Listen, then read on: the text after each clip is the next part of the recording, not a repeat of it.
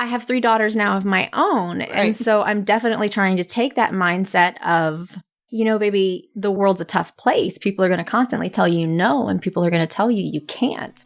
But if you want it bad enough, and if you have that vision and that drive, you can accomplish it.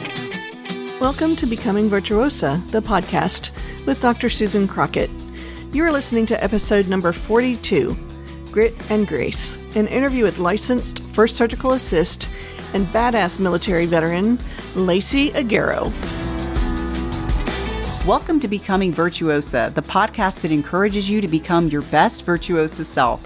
Each week, Dr. Susan Crockett goes where the scalpel can't reach, exploring conversations about how to be, heal, love, give, grow, pray, and attune. For the first time ever, she's bringing the personal one-on-one teaching that she shares with individual patients to you on this broader platform. A weekly source of inspiration and encouragement designed to empower you. By evolving ourselves as individuals, we influence and transform the world around us. Please help me welcome board-certified OB-GYN specializing in minimally invasive GYN surgery, internationally in the top 1% of all GYN robotic surgeons, a certified life coach, and U.S. News top doctor, your host, Susan A. Crockett, MD. I have a very special guest on with me. She goes with me where the scalpel reaches every week, twice a week. She's my first surgical assist. I want to introduce you all to Lacey Aguero. Hi, how are you guys? Thanks for coming on the show today, Lacey. Thanks for having me. We are going to talk a little bit about stuff that doesn't have to do with the scalpel, though. That's fine. Let's talk about it. Because, we were talking in the OR the other day a little bit about what it's like to be working in this man's world and kind of the grit. Like, you're really known for having grit. You showed up a couple days lately where I'm like, the men are staying at home sick and Lacey's there. Lacey's there working. Gotta have that grit. You really do. I'm so grateful. I'm so grateful for you showing up. Good. Thank you.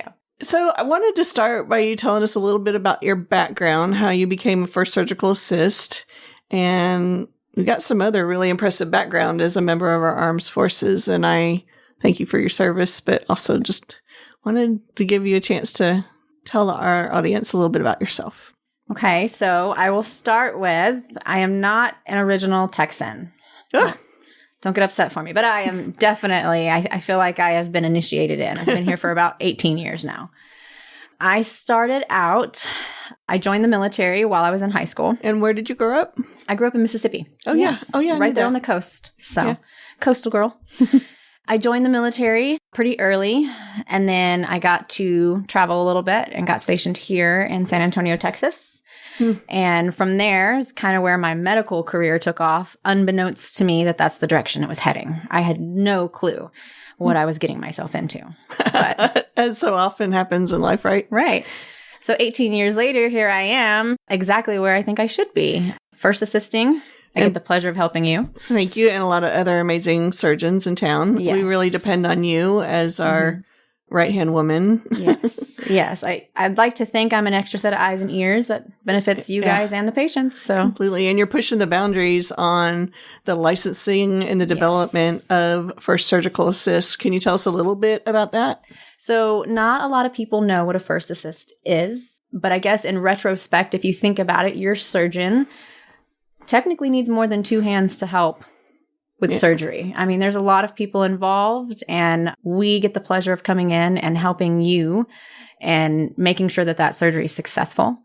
Yeah. So talk with me a little bit about, I know it, I've heard this, I know how this goes, but our listeners don't know, like, how did the position of a first surgical assist develop, and where is it right now? Where is it going? Where are you helping to push it? So traditionally, when it came to surgery, a lot of surgeons were using each other during surgery. And that's excellent. You always want more hands, more eyes to help with surgery. However, it was taking away a lot of time in clinic. And so I was initially a surgical tech. And because I got to be there and present, over the years, we developed more skill set with you guys. We were learning from you guys.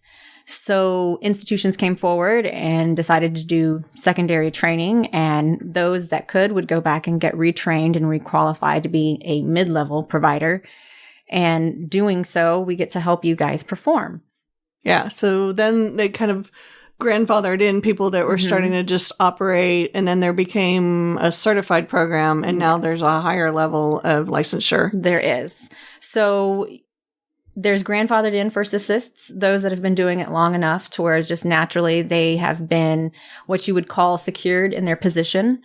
There's certification for first assists, which shows that you've gone back and you've received some sort of certificate showing that you've received training to do our position and help. And then there are few states, but we're trying to expand. There are a few states here in the U.S. where they give you licensure or registrations. And the licensures are actually under the Texas Medical Board in Texas, I think. And here in Texas, it's through the Texas Medical Board alongside the surgeons. So the licensed first assists like you are now at a level that's more like our mid-level providers, like a PA would be for a clinic. Yes, correct. So we get to function alongside of you and independently within reach and within scope. You have your own responsibilities. So you and I have been through thousands of cases literally together in the OR. The main thing I wanted to talk with you about today was grit and grace. That's kind of your thing. It is. Grit and grace. It's my thing. Yeah. Yeah. So tell me just a little bit, tell our audience a little bit about some of the instances where you've had to have grace under grit. And, when you and I were talking a little bit before the show, we were talking about the grace is not just to extend to others. It's like the grace to ourselves because we're so hard on ourselves, right? Yes. So tell us a little bit about how the military taught you grit and grace. So growing up, I always kind of knew that I was going to join the military. My father was in the military, and then one of my siblings, she has cerebral palsy. So that took not a lot of time or attention away, but it was just, I knew if I joined the military, I was going to be able to provide, I guess, better for her and my family. Wow. So I made that decision early on. I enlisted my senior year, and I got to travel and experience all different kinds of cultures and people from, all kinds of corners of the world. What a great experience, especially at that young age. Very young. And so honestly, that was my first time away from home. I'd never traveled before. I'd never been on a plane before. And then I just kind of threw myself into it. So I guess with the grit, it came early on with the mindset of if I wanted it done, I knew I was going to have to be the one to do it. Very self-aware and self-capable. And you got your own back as well as other people's back. Yes. And so then getting to experience, all these different people with different backgrounds and different cultures really gave me a sense of, okay, well, I'm not alone in this thinking. I'm not as alone as we tend to get in our head. Right. And so taking that mindset, it's always just kind of been like, okay, well, regardless of whatever the circumstance may be or the problem, the mindset will be, there's always got to be an answer. Is it going to be an easy one? No, they're not always easy, but there can always be an answer. And you usually can always get the answer you want. And so the military has kind of taken that perception for me and put them in context. And I've been able to take it and translate it over to a civilian mindset. And within that, it's giving me a little bit more grace because not everyone gets to get the exposure, but you really do kind of go from an extreme mindset of a black and white, this is the mission, this is what's got to get done. Oh, by the way, you're a female. It might need to be altered a little bit for you. And then you get on the civilian side and it's like, but wait a minute, I have all this exposure and all of this training and I can. Right. And you don't usually on the civilian side of things, you see a little bit less grace, at least from my perspective. So as we're sitting here talking, I'm thinking like, I wonder how I would really define grit.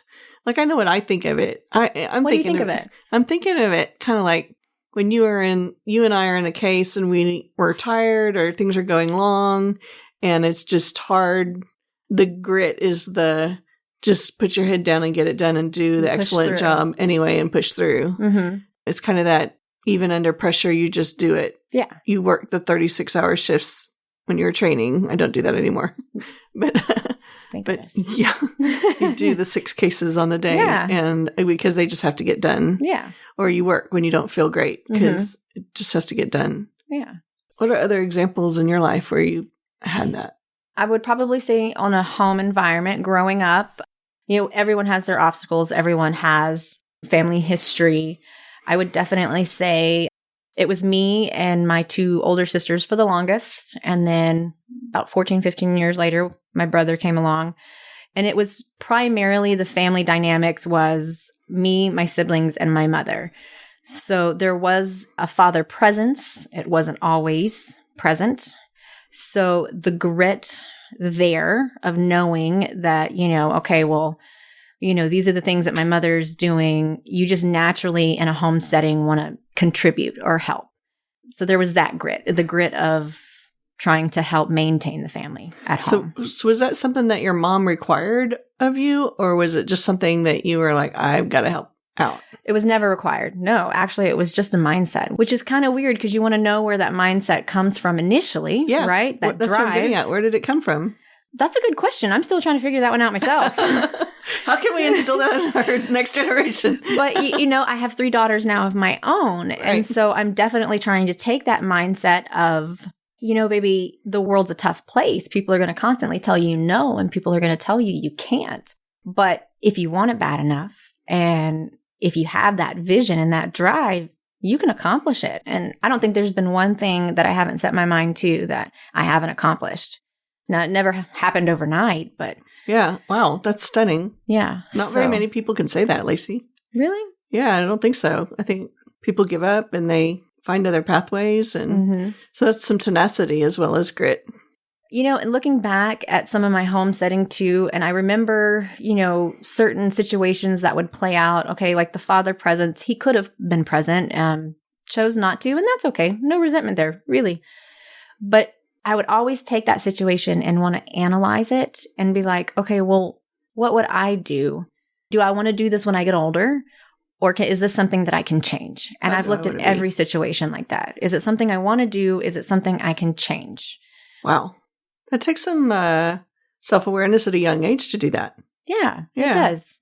The other thing that I'm seeing, and we see it in the OR with the younger staff that come in, the grit and the determination thing is something that, I'm not sure I had it when I was their age either. I think it's something that comes over time when we're able to see that there are really great things in life. Like even like the studio took a tremendous amount of grit to get to where it is.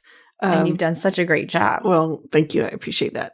But I thought it was just going to go up and we were going to go live in a couple of weeks. And the number of failures, I keep joking that we're failing forward, like fail faster to get to the right place. Just to get to this place where everything was set up right. And we're able to have this conversation and share it with an audience. What took like 4 months of grit and just not getting discouraged and pushing through it and just not working and finding somebody else to help and, figuring it out. That's interesting. I had heard a quote not too long ago, and I wish I could give credit to where it came from, but it was, I might not always win, but I never lose, I learn. Dear. And so that's like a really good way. And that's kind of how I've always looked at things. Well, I don't think I lost. I definitely learned something. And then now it's just, let's throw it on my resume. Let's add that to my next experience. The next thing. So where are you going next? I really want to push for LSAs to be a little bit more noticed, definitely regulated. The licensure is, I think it's a must in the OR. I mean, I would hope that, the patients and you guys think so too. Right now, that's kind of my goal, is just to bring more awareness to the profession. I think that's admirable. I'm going to add that I want to see us training more of them. Yes. I think there's a real need for them to have the higher level of training. And I'm hopeful that you and I will be able to work together to build that. To build it. Yes, absolutely. So you mentioned how grit and grace is kind of this theme. So the backstory for me right now, I love a good backstory, is we all kind of pick quotes and we have our own motivational phrases and stuff that get through us. Recently been going through self-evaluation. We all get there at some point. Thing. Yeah. My sister-in-law actually had given me this hat. This cute little hat. Right? Isn't it? It's adorable. Gosh. Look how cute that is. She'd given me this hat and it says grace and grit. And when she gave it to me, unbeknownst to me, she's like, I just want to let you know that I've been watching you and you give yourself so much grit. You're full of it. Don't ever doubt that you have the grit. But I do think you should work on giving yourself just a little grace. Lacey. I know. Yes. She said this, of course, that brought me to tears. And I was just, it really hit home. And so I was like thinking we all need to give ourselves just a little bit of grace. We do, that compassion. We all work hard as moms, especially. And we're so hard on ourselves. You know, I was raised in that mindset too of perfectionism or, you know, very hard work ethic, and you work hard to get what you want and all of that. And the downside of that is not giving ourselves the compassion and recognition, the grace for what we've done. But that's the flip side of it, isn't it? Yeah. As women, you know, working, momming, if you're married, I mean, it's so easy for us, I think, to want to do it all. Yeah. And to want to be perfect at it. Well, and sometimes when we're sitting and resting or taking a bubble bath or whatever, we're thinking, oh, I ought to be doing more. Yeah. But I think we miss that the receiving, the resting, restoring, receiving that feminine energy is doing. Yeah. It's a different kind of doing. And unless we do that part where we're resting and restoring and sleeping and taking care of ourselves, we can't do. It's a very important part of us to function. I just don't think we overlook it a lot. Yeah, we do. Well, maybe we should remind each other over the OR table a little bit more often. Yes. Give yourself some grace, Doc. Thanks, Lacey. You too. Thanks. Thanks for being on the show. Thanks for having me. It was awesome. Thanks for listening to this episode of Becoming Virtuosa. To learn more, come visit us at drcrockett.com. That's drcrockett with 2 T's.com. Or find us on YouTube for The Dr. Crockett Show. If you found this episode helpful or think it might help someone else, please like, subscribe, and share. This is how we grow together. Thanks, and I'll see you next week. Love always, Sue.